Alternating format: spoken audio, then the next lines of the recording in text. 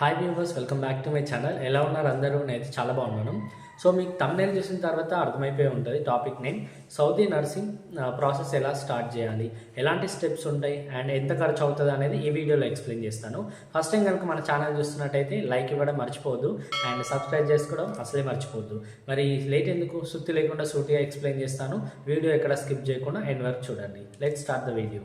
First one data flow. Data flow is nothing but original documents అన్నీ verify అవుతాయి అన్నమాట. ఇందులో మనది SSC, 10th memo and 10th memo, intermediate and degree certificates. So ఇలాంటి original certificates అన్నీ మనం ఎక్కడ ఏ హాస్పిటల్లో వర్క్ చేసినాం, ఎన్ని ఇయర్స్ వర్క్ చేసినాం, ఏ డిపార్ట్మెంట్లో వర్క్ చేసినాం, సో ఇవన్నీ లెటర్స్ ఉంటాయి కదా. సో ఇవన్నింటినీ ఈ డేటా ఫ్లోలో అప్లై చేసుకోవాలన్నమాట. దీని కాస్ట్ వచ్చేసి 28,000 ఉంటుంది. అప్రాక్సిమేట్లీ చెప్తున్నాను, నేను కరెక్ట్గా చెప్పట్లేదు, అప్రాక్సిమేట్లీ ఉంటుంది. ఎందుకంటే నేను అప్లై చేసుకున్నప్పుడు 28,000 ఉండే, బట్ ఇప్పుడు ఎంత ఖర్చు అయింది అనేది కొంచెం పెరిగినాయి అప్పటికి ఇప్పటికి రేట్స్. ఒక్కసారి చెక్అవుట్ చేసుకోండి. ఈ 28,000లో including university charges like KNR university మనది and Telangana nursing council, so and processing fees, so ఇవంతా కలిపి 28,000 వరకు వస్తుంది. సో ఇదండి డేటా ఫ్లో గురించి. మీకు ఒకవేళ ఎలాంటి డేటా ఫ్లో అప్లై చేయడానికి ఎలాంటి డాక్యుమెంట్స్ కావాలనేది ఇక్కడ ఒక స్క్రీన్ పైన ఒక థంబ్నెయిల్ ఇస్తున్నాను. ఈ వీడియో ఆల్రెడీ చేసి పెట్టాను మన యూట్యూబ్ ఛానల్లో, ఒకసారి చెక్అవుట్ చేయండి. Second one Mumaris plus. Mumaris plus is nothing but its eligibility ID. దీన్ని మనం ఎలిజిబిలిటీ ఐడి అంటాం. మనం ఏదైనా ఎగ్జామ్ రాయాలి అంటే మనకి హాల్ టికెట్ ఉండాలి కదా. సో అదే అనమాట. ఇప్పుడు సౌదీకి రావాలి అంటే కూడా సౌదీ నర్సింగ్ లైసెన్స్ ఎగ్జామ్ అని ఒక ఎగ్జామ్ రాయాల్సి ఉంటుంది. ఆ ఎగ్జామ్ అప్లై చేయాలి అంటే ఈ ఎలిజిబిలిటీ ఐడి నెంబర్ ఉండాలి. దాన్ని మనం హాల్ టికెట్ నెంబర్ అంటాం. సో దీని కాస్ట్ వచ్చేసి 5,600 ఉంటుంది అప్రాక్సిమేట్లీ. సో ఇప్పుడు ఏంటి అంటే ఇప్పుడు కొంచెం పెరుగు ఉండొచ్చు. అంటే ఈ 5,600లోనే మీరు చెక్ చేసుకోవాల్సింది ఎగ్జామ్ డేట్ అప్లై చేసుకోవాలన్నమాట. ఏ రోజు నేను ఎగ్జామ్ రాయాలి అనేది మనమే చూస్ చేసుకోవాలి. మనకు ఆప్షన్స్ ఉంటాయి, పర్టికులర్ డేట్కి నేను ఎగ్జామ్ రాయాలి అని. సో అందులో ఉన్న ఆప్షన్స్ని మనం సెలెక్ట్ చేసుకొని ఆ డేట్ రోజే ఎగ్జామ్ అనేది కండక్ట్ చేసుకోవచ్చు. సో ఇదేంటి అంటే హాల్ టికెట్ నెంబర్ అనమాట. హాల్ టికెట్ నెంబర్ వస్తే మనకి ఎగ్జామ్ రాయడానికి ఛాన్స్ ఉంటుంది. ఇది ఆల్మోస్ట్ 2 years వరకు టైం ఉంటుంది. మనం ఈ 2 years ఎలిజిబిలిటీ అనేది 2 years టైం ఉంటుంది. ఆ 2 yearsలో ఎప్పుడైనా ఎగ్జామ్ రాసుకోవచ్చు. Next third one interview. మీకు ఎగ్జామ్ అంటే టైం ఫిక్స్ చేసుకున్నారు, ఒక డేట్ ఫిక్స్ చేసుకున్నారు. ఆ ఎగ్జామ్ అయిపోయిన తర్వాత రిజల్ట్ రావడానికి టైం పడుతుంది. ఎందుకంటే ఇంతకుముందు 15 daysలో వస్తుండే, బట్ ఇప్పుడు సౌదీ కమిషన్ ఏం చేసిందంటే కొంచెం ఎక్స్టెండ్ చేసింది. 30 to 45 days లోపు రిజల్ట్ ఇస్తున్నాడు. మొన్ననే మా ఫ్రెండ్ రాసిండు, 45 days తర్వాత రిజల్ట్ వచ్చింది. సో ఇది ప్రాసెస్ అయిపోయే లోపు ఇంటర్వ్యూస్ కండక్ట్ చేస్తారు ఏజెన్సీస్ వాళ్ళు. అది ఆన్లైన్ ఉంటుంది, ఆఫ్లైన్ ఉంటుంది. మోస్ట్లీ మీరు ఆన్లైన్ కంటే ఆఫ్లైన్ చూస్ చేసుకోండి. ఎందుకంటే డైరెక్ట్ వాళ్ళతో ఏంటి అంటే ఇంటరాక్ట్ అవుతారు. సో అప్పుడు ఈజీగా సెలెక్ట్ చేసుకోవడానికి ఛాన్స్ ఉంటుంది. ఆన్లైన్ తక్కువ ప్రిఫర్ చేయండి. ఎందుకంటే నేను చేసిన మిస్టేక్ అదే అనమాట. ఆన్లైన్ చేయలేదు, ఆఫ్లైన్ చేయలేదు, ఇంటర్వ్యూ లేకుండానే నేను ఇక్కడ వచ్చేసిన, అందుకని ప్రాబ్లం ఫేస్ చేస్తున్నా. సో ఇంటర్వ్యూ అనేది ఖచ్చితంగా అటెంప్ట్ చేయండి. ఇంటర్వ్యూ అయిపోయిన తర్వాత, ప్రాసెసింగ్ అయిపోయిన తర్వాత మీరు ఇక్కడికి రండి.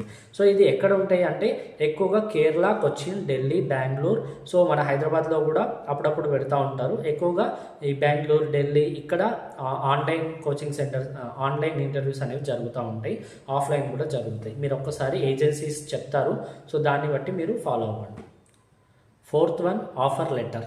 మీరు మంచిగా అసలు టైం తీసుకొని సైన్ పెట్టాల్సింది ఇక్కడే. ఎందుకంటే ఇందులో మీ నేమ్ వస్తుంది, డెసిగ్నేషన్ ఉంటుంది అండ్ మీరు ఏ కంపెనీ వాళ్ళు మీకు ఆఫర్ లెటర్ ఇస్తున్నారు, ఎంత శాలరీ ఉంది, బేసిక్ ఎంత ఉంది అండ్ అలవెన్స్ ఎంత ఉంది, ఎలాంటి బెనిఫిట్స్ ఉన్నాయి, ఫ్లైట్ టికెట్స్ వాళ్ళే ప్రొవైడ్ చేస్తారా లేదంటే మనం ప్రొవైడ్ చేసుకోవాలా. సో ఇలాంటివన్నీ మీకు ఈ ఆఫర్ లెటర్లో వస్తుంది. మీరు 1, 2, 3 సార్లు కాకుండా 10 సార్లు అయినా సరే చెక్అవుట్ చేసుకోవాల్సింది ఇక్కడే ఆఫర్ లెటర్లో. ఇవన్నీ చెక్ చేసిన తర్వాతే మీరు కాంట్రాక్ట్ సైన్ అనేది అక్కడ సైన్ పెట్టాల్సి ఉంటుంది ఆఫర్ లెటర్లో. సో ఇదేంటి అంటే చాలామంది మిస్టేక్ చేస్తారు ఇక్కడే. అసలు వాళ్ళు ఇంత ఎక్స్పీరియన్స్ ఉంది, నాకు ఒక 10 years ఉంది ఎక్స్పీరియన్స్, నేను 3,000, 2,500కి సైన్ పెట్టేస్తే అది చాలా బిగ్ మిస్టేక్ అనమాట. ఎందుకంటే అదేదో అమౌంట్ మీరు ఒక 20,000, 30,000 అదే ఇండియాలో ఏదో ఒక వర్క్ చేసి వస్తుంది కదా, మీరు ఇంత దూరం రావాల్సిన అవసరం లేదు. సో అందుకని మీకున్న ఎక్స్పీరియన్స్కి, మీకు ఆఫర్ లెటర్లో ఇచ్చే శాలరీకి కంపేర్ చేసుకోండి, ఈజ్ వ్యాలిడా కాదా. సో దాన్ని బట్టి మీరు సైన్ చేయండి. సో ఇది ఆఫర్ లెటర్ గురించి. ఫిఫ్త్ వన్ వచ్చేసి రిజిస్ట్రేషన్ లైసెన్స్ హోల్డర్. ఇప్పుడు మీరు బీఎస్సీ అయితే నర్స్ స్పెషలిస్ట్ ఎగ్జామ్ రాస్తారు, జిఎన్ఎం అయితే నర్స్ టెక్నీషియన్ ఎగ్జామ్ రాస్తారు. సో ఈ ఎగ్జామ్స్ అయిపోయిన తర్వాత మీరు పాస్ అయిన తర్వాత ఈ రిజిస్ట్రేషన్ చేయాలి. దాన్ని మనం లైసెన్స్ హోల్డర్ అంటాం. ఈ లైసెన్స్ ఏంటి అంటే మీరు ఇక్కడ సౌదీలో వర్క్ చేయాలి అంటే ఈ లైసెన్స్ మ్యాండేటరీ. దీని కాస్ట్ వచ్చేసి 30,000 ఉంటుంది అప్రాక్సిమేట్లీ. ఎందుకంటే మీరు లైసెన్స్ వచ్చిన తర్వాత ఈ అమౌంట్ ఏజెన్సీస్కి పే చేయాలి. ఆ అమౌంట్ మళ్ళీ సౌదీ గవర్నమెంట్కి వాళ్ళు పే చేస్తారనమాట. అప్రాక్సిమేట్లీ 30,000 ఉంటుంది. మేబీ ఇప్పుడు పెరుగుండొచ్చు, ఒకసారి ఏజెన్సీస్ని కాంటాక్ట్ అవ్వండి. సో ఫిఫ్త్ పాయింట్ అయిపోయింది కదా, రిజిస్ట్రేషన్ లైసెన్స్ హోల్డర్ అని. ఇప్పుడు సిక్స్త్ పాయింట్ వచ్చేసి మెడికల్స్ అపాయింట్మెంట్. మనకి మెడికల్స్ చేసుకోవాలి. ఇక్కడికి వచ్చే ముందు మెడికల్స్ చేస్తారు, లైక్ చెస్ట్ ఎక్స్రే చేస్తారు, urine test, blood test and IM injection ఇస్తారు, వ్యాక్సినేషన్ అంటారు కదా, సో అది ఇస్తారు. సో ఇవన్నిటి గురించి నేను ఒక లాంగ్ వీడియో చేస్తాను, ఎలాంటి టెస్ట్ చేసుకోవాలి, మనం తీసుకోవాల్సిన ప్రికాషన్స్ ఏంది అనేది. సో ఇప్పుడు ఈ సిక్స్త్ పాయింట్లో ఏంటి, మెడికల్స్ అపాయింట్మెంట్. దీనికి వచ్చేసి 1200 అపాయింట్మెంట్ తీసుకోవాలి. అంటే మనకు ఒక డేట్ ఇస్తారు, ఆ డేట్ రోజు మనం మెడికల్స్కి వెళ్ళి అక్కడ మెడికల్స్ చెక్ చేయించుకోవాలన్నమాట. అపాయింట్మెంట్కి మాత్రమే 1200 ఉంటుంది. మెడికల్స్ రోజు మీరు అక్కడ వెళ్తారు కదా, పర్టికులర్ డేట్ రోజు అక్కడ మెడికల్స్ అయిపోయిన తర్వాత మీరు రిజల్ట్ కోసం వెయిట్ చేయాల్సి ఉంటుంది ఈవినింగ్ వరకు. మార్నింగ్ చేస్తే ఈవినింగ్ వరకు రిజల్ట్ వస్తుంది. ఆ రిజల్ట్ వచ్చిన తర్వాత మీరు క్యాష్ పే చేయాలి, ఆన్లైన్ కాదు, క్యాష్ తీసుకొని వెళ్ళండి. 7,500 ఉంటుంది అప్రాక్సిమేట్లీ ఫీజు. ఆ 7,500 క్యాష్ పే చేసిన తర్వాత మీకు ఏజెన్సీస్ కాల్ చేయాలి. కాల్ చేస్తే ఒక మోఫా నెంబర్ ఉంటుంది, మీరు ఏజెన్సీ వాళ్ళు మోఫా నెంబర్ ఇస్తారు.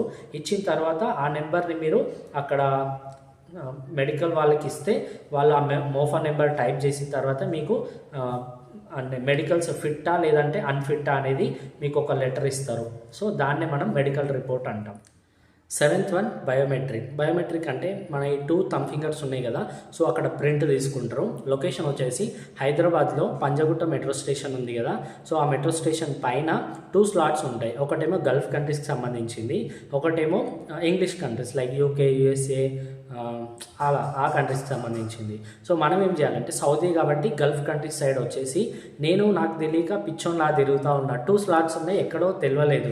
బట్ నేను లొకేషన్ చూస్తూ ఉంటే అక్కడ ముందుకు చూపిస్తుంది కానీ అక్కడ లేదు. సో నేను అక్కడ ఒక సిస్టర్ని అడిగితే నేను కూడా అక్కడే వెళ్తున్నా, పర్లేదు తీసుకెళ్తా అని పైకి తీసుకెళ్ళింది. అంటే అంత లొకేషన్ అప్పుడు అంతగా తెలియదు అనమాట. సో తీసుకెళ్ళిన తర్వాత నాకు ఒక టైమింగ్ ఇచ్చారు, 10 o'clock అపాయింట్మెంట్ అని. ఆ 10 o'clockకి లోపలికి వెళ్ళిన తర్వాత వాళ్ళు చెక్ చేస్తారు, లైక్ ఏమైనా ఆల్కహాల్ తీసుకున్నారా, లేదంటే ఏమైనా హార్మ్ఫుల్ థింగ్స్ ఉన్నాయా మన దగ్గర, ఇవన్నీ చెక్ చేసి ఏం లేకపోతే అప్పుడు మనకి ఎంట్రీ ఇస్తారు. ఎంట్రీ ఇచ్చిన తర్వాత ఈ 2 థంబ్ ఫింగర్స్ ఉన్నాయి కదా, అక్కడ మిషన్ ఉంటుంది. ఆ మిషన్లో ఇట్లా థంబ్ పెట్టిన తర్వాత, బయోమెట్రిక్ పెట్టిన తర్వాత ఒక లెటర్ వస్తుంది, దాని నుంచి మనం సైన్ చేయాలి. ఆ ప్రింట్ వస్తుంది, ఆ ప్రింట్లో సైన్ చేసిన తర్వాత 500 పే చేయాలి వాళ్ళకి. తర్వాత మనకి పాస్పోర్టు, ఆ ప్రింట్ 2 ఇస్తారు, తీసుకొని బయటకు వచ్చేయడమే, అంతే biometric. 8th one qualification verification programme. ఇది కొత్తగా యాడ్ అయింది, నేను ప్రాసెస్ స్టార్ట్ చేసినప్పుడు లేదు, బట్ ఇప్పుడే కొత్తగా యాడ్ అయింది అనమాట. ఈ క్వాలిఫికేషన్ వెరిఫికేషన్ ప్రోగ్రామ్ ఏంటి అంటే సౌదీ గవర్నమెంట్ కొత్త రూల్ తెచ్చింది. స్టార్టింగ్ డేటా ఫ్లోనే కాకుండా, సేమ్ అలాగే ఉంటుంది, బట్ డేటా ఫ్లోనే కాకుండా ఇది ఒక సెకండ్ పార్ట్ ఆఫ్ వెరిఫికేషన్. ఇందులో మన ఒరిజినల్ డాక్యుమెంట్స్ అన్నీ రీచెక్ చేస్తుంది అనమాట. మనకి ఇంతకుముందు డేటా ఫ్లోలో చెక్ చేసినారు, సో అలాగే సేమ్ ఇక్కడ కూడా క్వాలిఫికేషన్ వెరిఫికేషన్ ప్రోగ్రాంలో మళ్ళీ రీచెక్ చేస్తారు, అన్ని డాక్యుమెంట్స్ కరెక్ట్ ఉన్నాయా లేదంటే ఎలాంటి డాక్యుమెంట్స్ ఏమైనా ఫేక్ డాక్యుమెంట్స్ పెట్టినారా అని. సో నేను చెప్పేది ప్రతిసారి అదే అనమాట, మీరు ఒరిజినల్ డాక్యుమెంట్స్ పెట్టడానికి ట్రై చేయండి. చాలామంది ఎక్స్పీరియన్స్ లెటర్స్ కూడా ఫేక్ డాక్యుమెంట్స్ తెస్తూ ఉంటారు, సో ఇక్కడ రిజెక్ట్ అవుతుంది. దీని కాస్ట్ వచ్చేసి 10,000 నుంచి 12,000 వరకు ఉంటుంది. అప్పుడు మీరు ఒరిజినల్ డాక్యుమెంట్స్ కాకుండా ఫేక్ డాక్యుమెంట్స్ పెడితే రిజెక్ట్ అయితే అప్పుడు మనం చేయడానికి ఏమి ఉండదు. సో మళ్ళీ నెక్స్ట్ టైం చేయాల్సి వస్తుంది, అప్పుడు పైసలు బొక్క. సో అందుకని అన్ని ఒరిజినల్ పెట్టడానికి ట్రై చేయాలి. క్వాలిఫికేషన్ వెరిఫికేషన్ ప్రోగ్రామ్ వర్క్ అయిపోయింది. అది అయిపోయిన తర్వాత మీకు HRD attestation, apostille and visa stamping. ఇది ఏంటి అంటే మీకు ఒరిజినల్ డాక్యుమెంట్స్ ఉన్నాయి, లైక్ ఇప్పుడు రిజిస్ట్రేషన్ సర్టిఫికేట్ ఉంది. ఇవన్నీ ఏం చేస్తారంటే ఏజెన్సీస్కి పంపించాలి, మనం కొరియర్ చేయాలి. వాళ్ళు ఏం చేస్తారంటే ఎంబసీస్కి పంపిస్తారు, మన ఇండియన్ ఎంబసీకి, ఢిల్లీ, బెంగళూరు, సో అక్కడ ఉంటాయి కదా, ఢిల్లీకు మెయిన్గా ఢిల్లీ ప్రిఫర్ చేస్తారు ఇప్పుడు. సో ఆ ఢిల్లీకి పంపిస్తే వాళ్ళు ఏం చేస్తారంటే మన ఈ వీసా స్టాంపింగ్కి, హెచ్ఆర్డి అటెస్టేషన్కి మనకి డాక్యుమెంట్స్ పైన స్టాంప్ వేస్తారు. అసలు ఎక్కడ జరిగింది, ఏ డేట్లో జరిగింది, ఇవన్నీ నేను ఇక్కడ స్క్రీన్ పైన ఇస్తున్నాను కదా. సో ఇలా ఉంటుంది అనమాట. సో అది ఏంటి అంటే మీకు ఒక ఐడెంటిటీ, సౌదీ గవర్నమెంట్ ఓకే అన్ని సర్టిఫికేట్స్ వెరిఫై అయిపోయినాయి, సౌదీకి అలౌ చేస్తున్నాం మేము అని. సో ఇది ఒక ప్రూఫ్. దీన్ని మనం visa stamping and HRD attestation అంటాం. సో ఈ వీసా స్టాంపింగ్లో ఏంటి అంటే ఇంకొకటి మనకి ఏవైతే మనకి ఆఫర్ లెటర్లో చూసుకున్నాం కదా, లైక్ బెనిఫిట్స్, అన్ని బెనిఫిట్స్ ఉంటాయి. అండ్ ఇక్కడ వచ్చిన తర్వాత మనకి ఇన్సూరెన్స్ ప్రొవైడ్ చేస్తారు. సో ఇవన్నీ మనకి పంపించేటప్పుడు వాళ్ళు మనకి రిటర్న్గా కొరియర్ చేస్తారు.